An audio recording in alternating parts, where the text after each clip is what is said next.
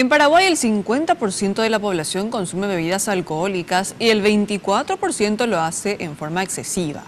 Médicos hablan de un aumento de personas dependientes al alcohol. ¿Qué hacer para ayudarlos durante la fase de abstinencia? Les contamos a continuación.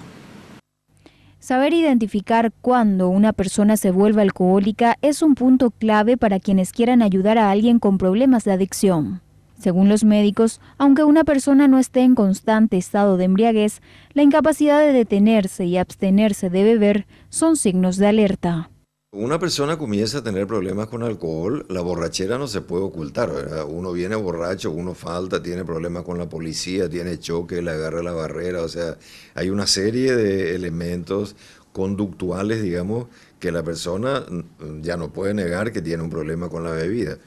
Entonces, cuando comienza la familia a preocuparse por la manera de tomar, la manera de beber que tiene el familiar, entonces ya tiene que comenzar a ver dónde llevarlo o dónde comenzar las consultas. Una vez que la persona haya reconocido que es adicta y decida someterse a un tratamiento, aparecen las manifestaciones físicas del síndrome de abstinencia. El acompañamiento de la familia en esta etapa es muy importante.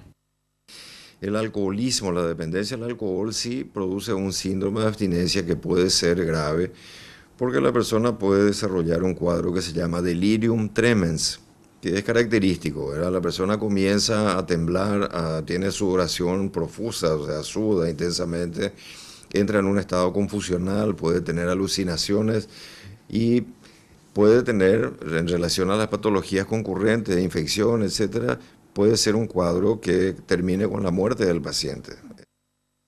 Quienes deseen recibir ayuda ante problemas de adicción al alcohol pueden acercarse hasta el Centro Nacional de Adicciones o llamar al 021-298-352. Para comunicarse con la organización Alcohólicos Anónimos puede llamar al 021-907-805.